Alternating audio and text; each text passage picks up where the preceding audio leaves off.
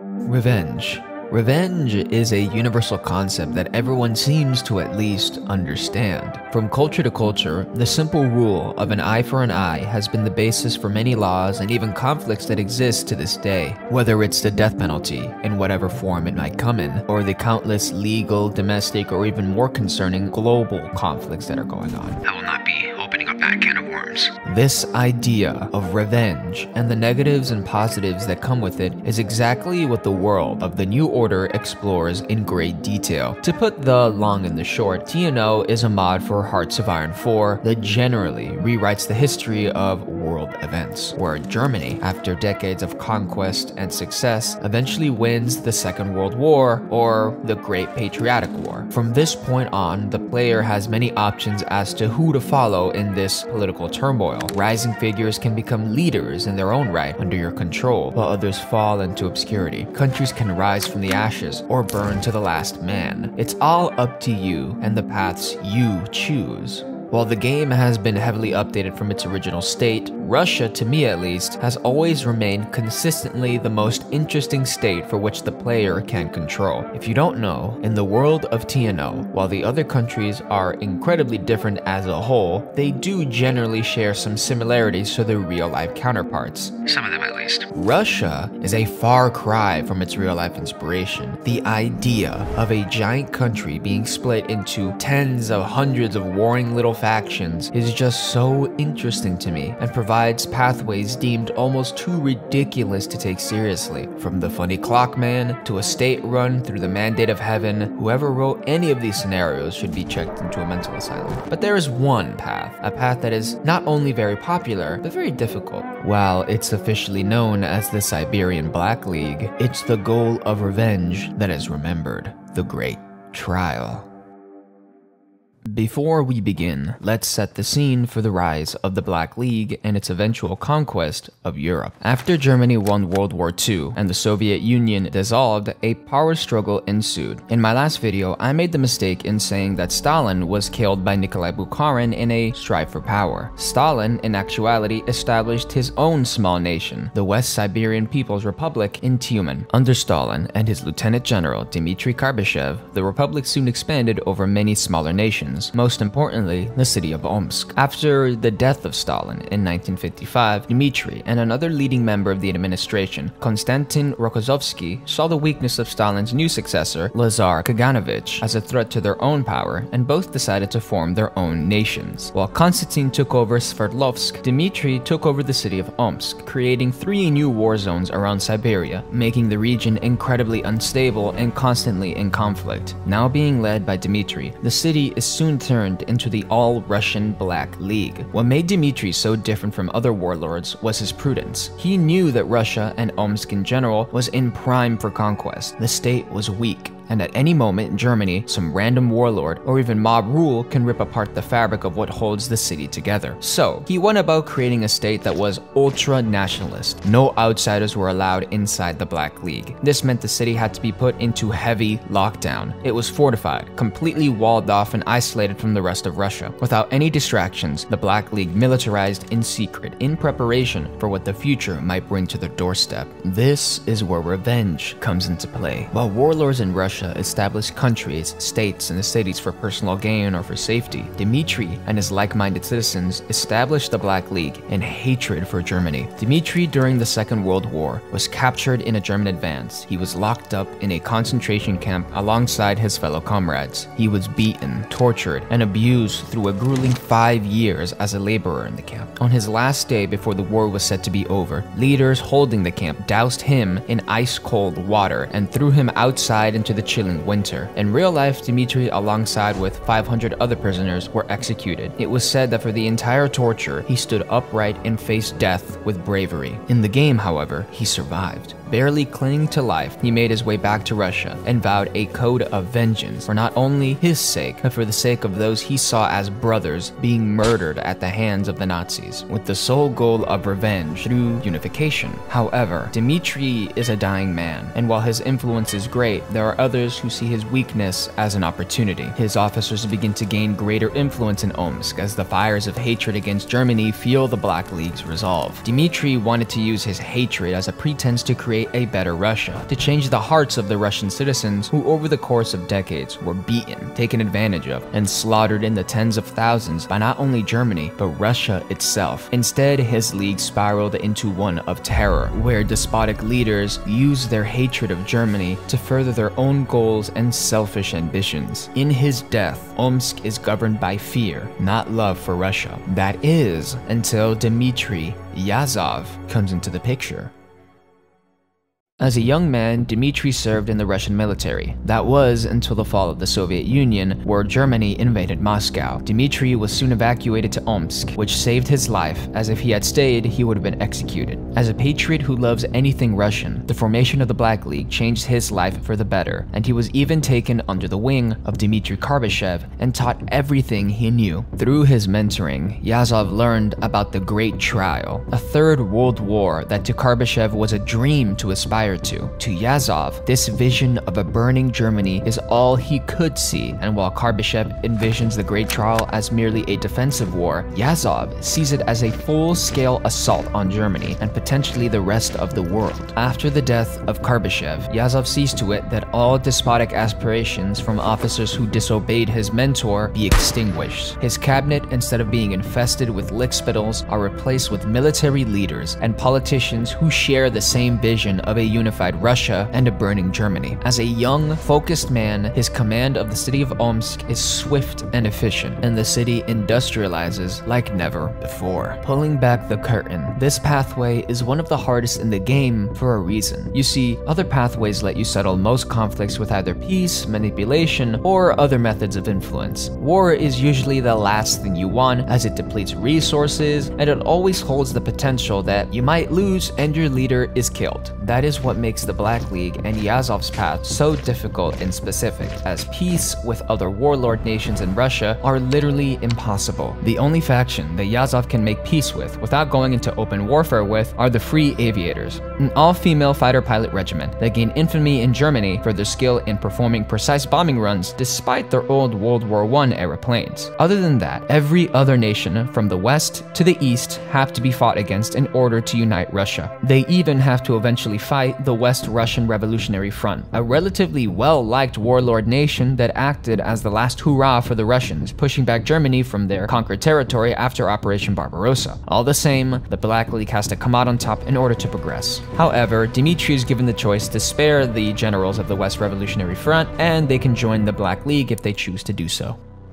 The Great Trial is the last trial to the Russian people under the doctrine of the Black League. The first trial was the dissolution of the Soviet Union and the end of Russian exceptionalism. The second trial was the West Russian War. Pushing back Germany proved to them that a rebuttal was possible. The third and final trial is the Great Trial, one built out of pure vengeance, not only against Germany, but anyone who conspired against the Soviet Union and to a greater extent, Russia in general. Unlike other leaders who initially want control of Omsk, Yazov is very measured and pragmatic, taught to him by his mentor. He genuinely, like Karbashev, wants to rebuild Russia under the Black League's doctrine, and for that, he needs an army. Enter the Redemption Brigades, a fighting force entirely made up of prisoners. With the Soviet Union dissolved, soldiers, well-trained ones at that, are hard to come by if you aren't already established. It was common for warlords to empty their prisons of any man they can find and hand them some uniform and makeshift weapon. They were cannon fodder, to be used to swarm the enemy while the real army waited for their perfect time to strike. Yazov saw an opportunity with his redemption brigades. He instead chose to train the prisoners, no matter the severity of the crime, like a real standing army. Through his hard work and strict regimen, he turned his band of prisoners into something to be feared. Completely loyal and willing to die to the last man, the army of the Black League were just as determined as Yazov to see Germany burn.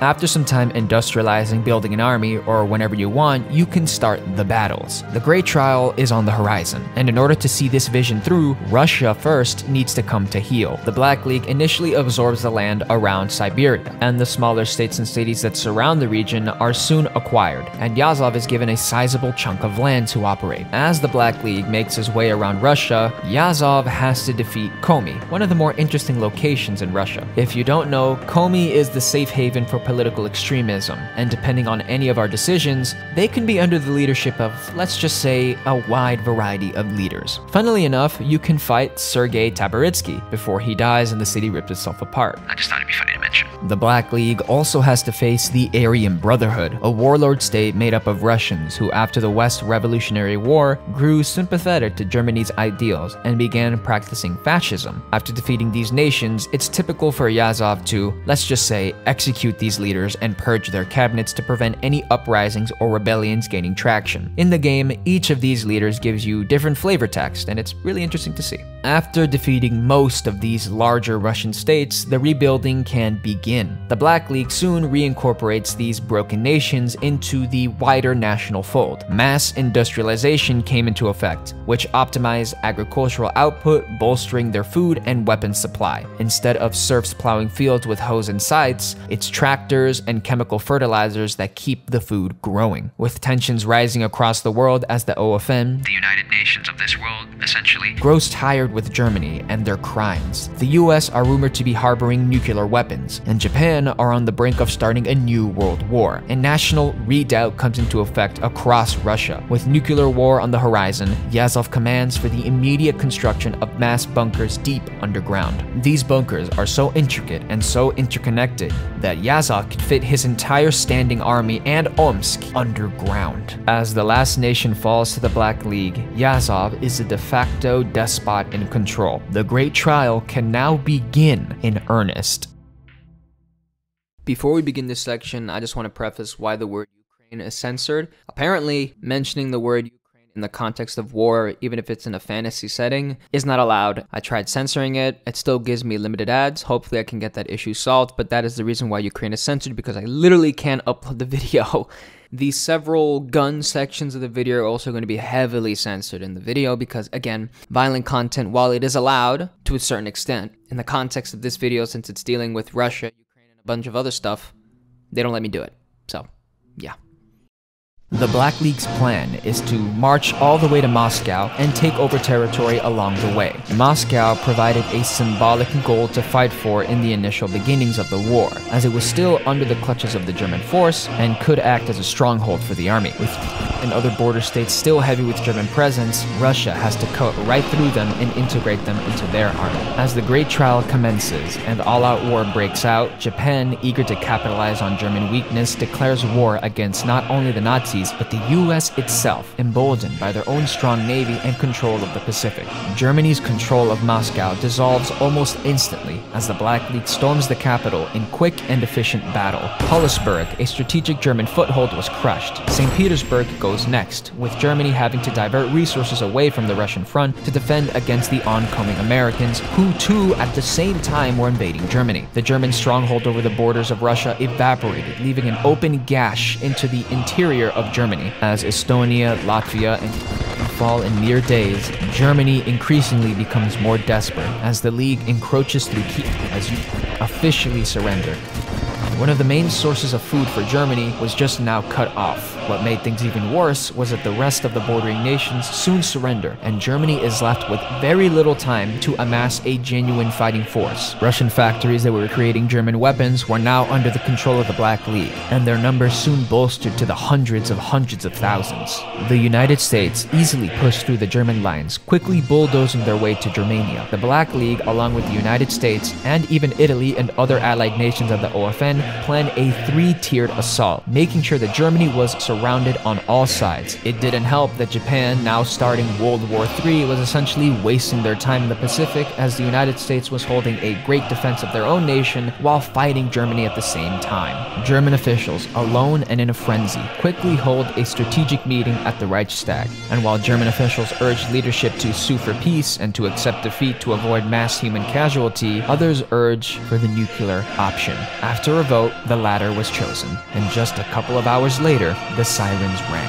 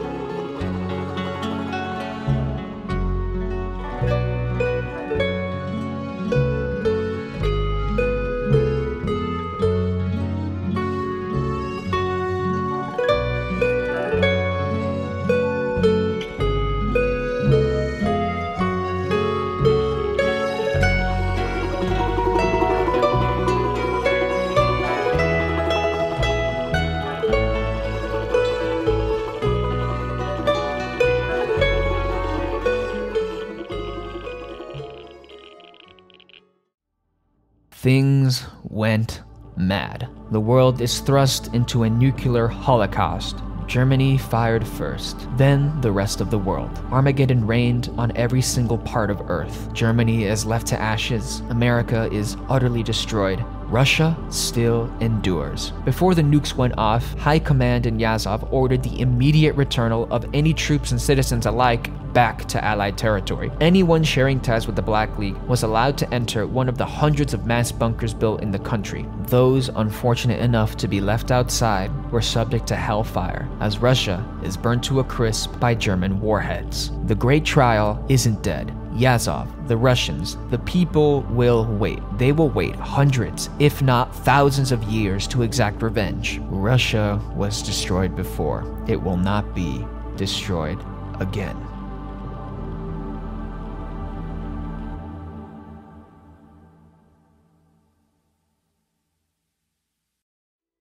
The Black League pathway in TNO, to me at least, is one of the best in the game. While I enjoy the narrative of the Holy Russian Empire, the Black League is just way cooler. Gameplay-wise, having to fight almost every single warlord nation in order to unify Russia provides a difficulty power creep for the player. This rolling momentum is constantly threatened by other warlord states and countries that, if you don't play right, can end your run in mere minutes. It's exhilarating to play. Narrative-wise, it's oddly inspirational in spite of how dark it is. Russia, after decades of abuse, finally gets its revenge and spreads across the nation with one goal in mind: to end the reign of Nazi Germany and the Greater German Reich.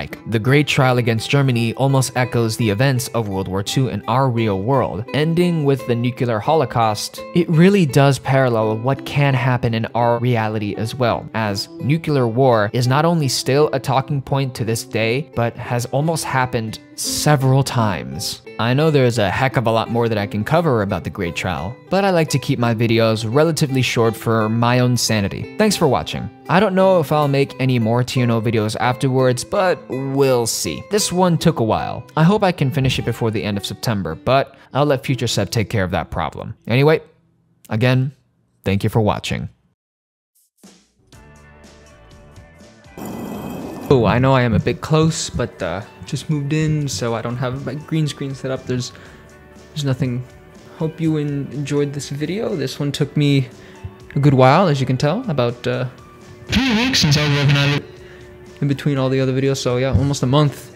See you in the next video. I don't know when it's gonna come out. I've been pretty busy lately, but blah, who knows.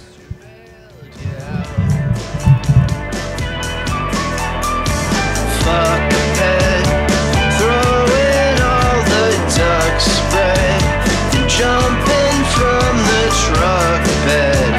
You won't stick the dismount. You got your own imperfect timing when you go collect your stuff.